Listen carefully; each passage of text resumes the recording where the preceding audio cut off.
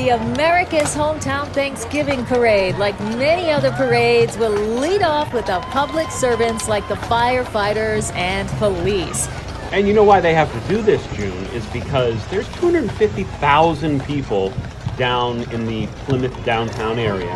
And if something goes wrong, the police, the firemen, the first responders, they have to be ready to step into action because they're working today. You know, big events like this that attract 250,000 people to the downtown section of Plymouth, they need the coordination and support of the police and fire for all sorts of things. Formed by Governor Andrew in 1865, the state police today is an agency of the Commonwealth of Massachusetts' Executive Office of Public Safety and Security. It's responsible for criminal law enforcement and traffic regulation across the state. Right now, they've got approximately 2,300 officers, 1,500 of them being uniformed troopers, and 400 civilian support staff, making it the largest law enforcement agency in New England. And right behind them, June, is the Plymouth County Sheriff's Department Honor Guard. They are a ceremonial escort composed of full-time Plymouth County Sheriff Department employees. The Honor Guard was formed in 1997. It can be traced back to Miles Standish of the Pilgrims in 1620. As one of the oldest law enforcement agencies in the U.S., the primary duties of the Honor Guard are to provide professional services for funeral honors, parades, various ceremonies, and official state and county functions. Now, employees must be a sworn deputy sheriff, current in all required classes and qualifications. Only those persons who are highly motivated and maintain exceptionally high standards of appearance, conduct, and show aptitudes for ceremonial duty are considered. Well, here comes the Boston Gaelic Column Pipes and Drums down Main Street in Plymouth. This is the premier Boston pipe band in New England, dedicated to honoring the memory of those in law enforcement who have given the ultimate sacrifice. That bagpipe sound is so distinct and such a welcoming sound to the America's Hometown Thanksgiving Parade. We see it every single year. There's another bagpipe band that you'll see a little bit later on in the afternoon. But I got to tell you, it is an amazing thing to see these people come down the parade route playing these instruments. And goodness gracious, I have no idea how these things even work.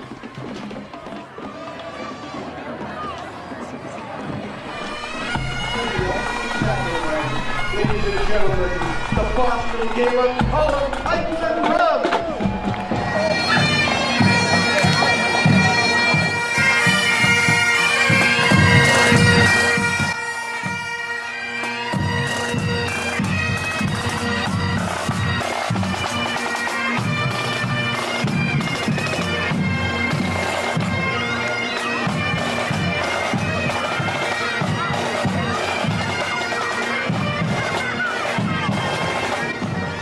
Formed in 1992 after the line of duty death of Boston police officer Jeremiah Hurley, the members are comprised of all active duty police officers from Boston and neighboring communities, and they're a staple of this event for almost 2 decades.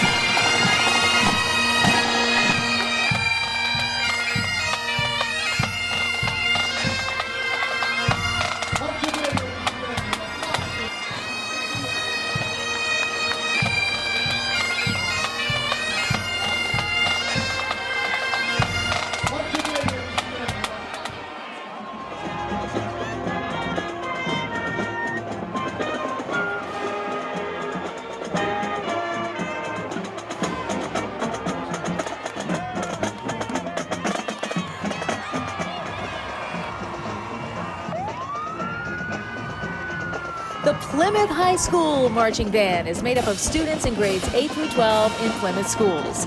The marching band competes in the New England Scholastic Band Association.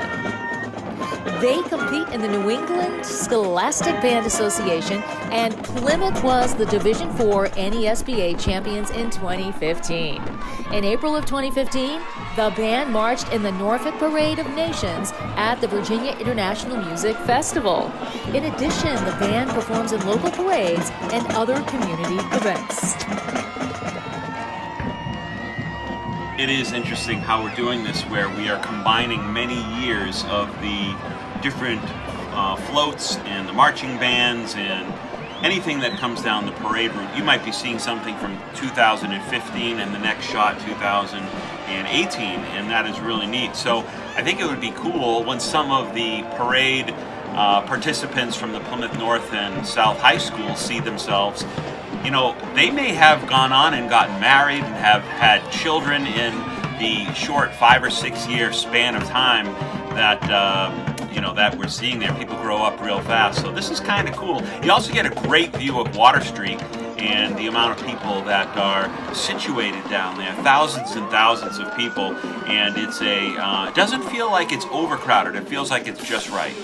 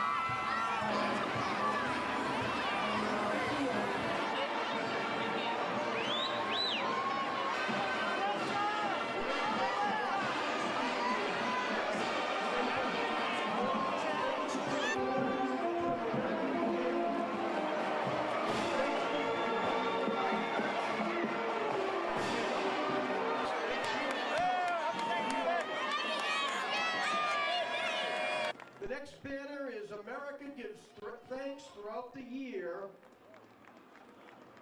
Our parade is patterned after the original parades of the Middle Ages, telling a chronological...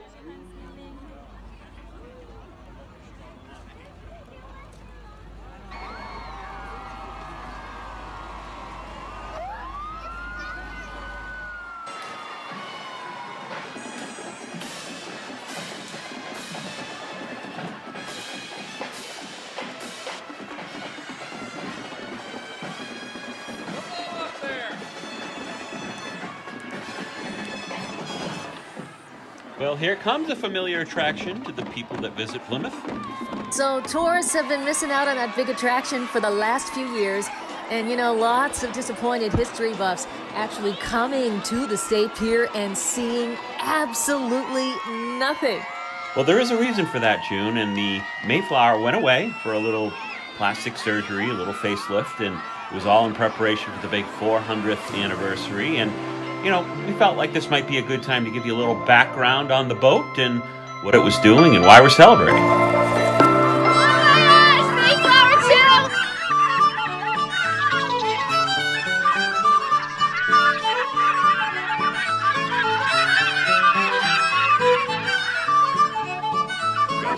I'm Richard Pickering, Deputy Executive Director of Plymouth Plantation, and this morning we are celebrating the restoration of Mayflower II for the 400th anniversary of the Pilgrim's arrival.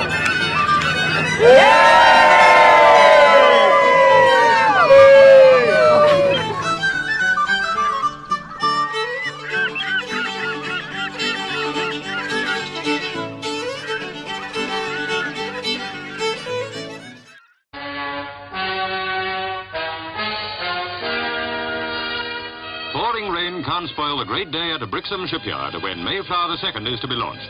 The most difficult part of this careful reconstruction of a 17th century ship has been triumphantly completed.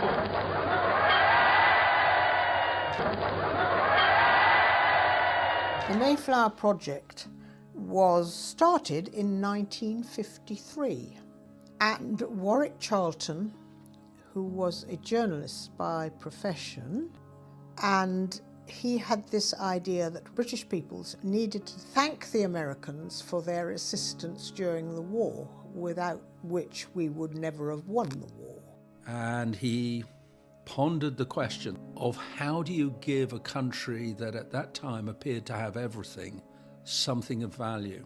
And his answer was, you give them a piece of their history. And what better piece of their history could you give than the original Mayflower? Of course, the original Mayflower was broken up many years ago. The issue is, could you build a replica?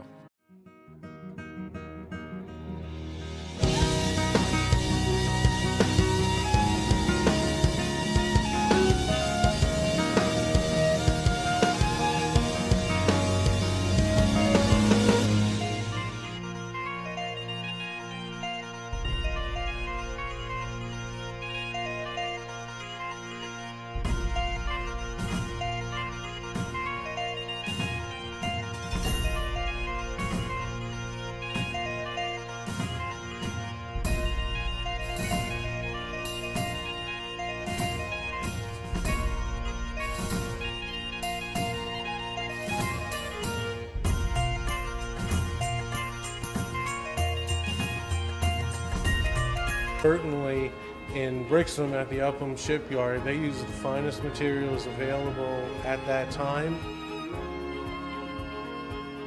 For them, it was probably very, very hard to be able to build a wooden ship like this. And to see what came out of Brixham at that time and last 60 years with just regular and routine maintenance is fantastic. If you could sum up in a word or two what she symbolises. Hope. Right now, hope. Yep. Hope. Hope when she came and even still today.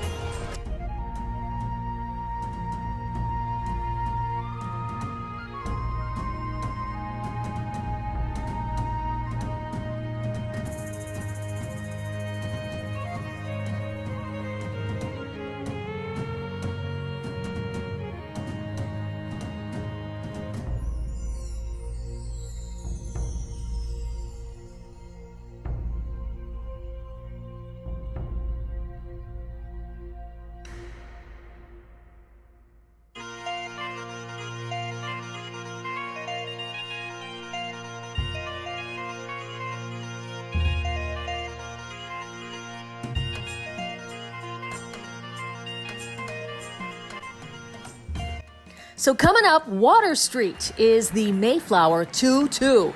It's the mini-me of the Mayflower 2, and it's amazing, Chuck, how accurate and precise the measurements are and the astounding attention to detail with not just this float, but to all of them in the America's Hometown Thanksgiving Parade. Yeah, June, I think it's real important to point out just how beautifully done these floats are and the time and effort put in by the volunteers who worked tirelessly 6 months, 8 months leading up to this big event to make sure every little detail about these floats is done perfectly, from the historically accurate sailor's knots that you might see on some of the rigging of these floats. I mean, it's just absolutely spectacular.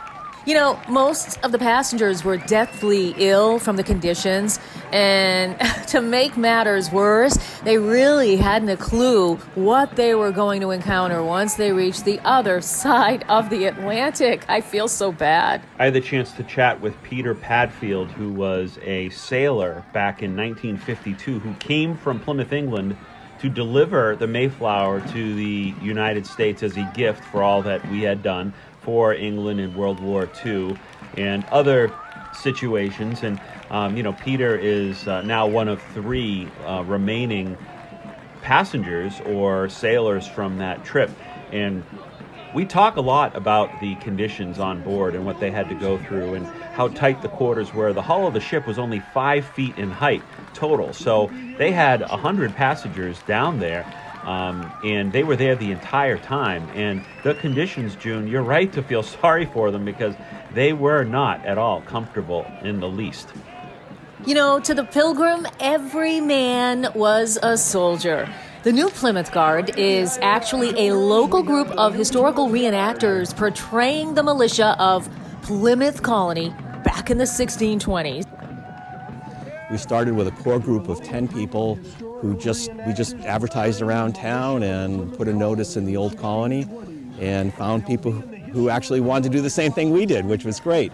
So we started the group, we met, we started putting together costumes, and in the course of just a few months, we put together and had 10 people in the Thanksgiving parade. That was 4 years ago now. We've been doing it ever since. And they will be in the historic village across the street at Brewster Garden following the parade. They perform historically accurate demonstrations of colonial military practices using the weapons, the armor, and the clothing of that period. Well, I'm glad you bring that up, because across the way in Brewster Park, which is this beautiful little park along the town brook, right off of Water Street here, there is the Recreation Village, which is a village dedicated to reenactors who are portraying different historical Army regiments and troops throughout the years. And you'll see reenactors from the Civil War, from the Revolutionary War, World War I, World War II.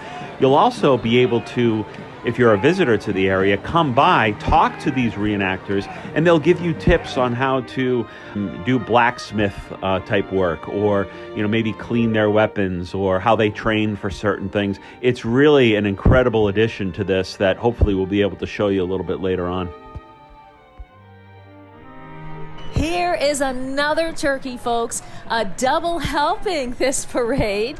This float is a fan favorite and one of the most photographed in the entire event.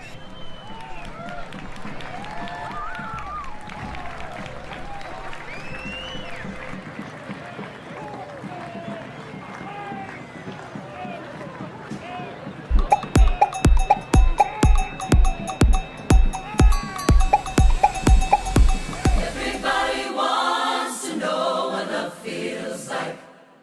From the papa to the queen, it's something we can't fight. You can try to make believe.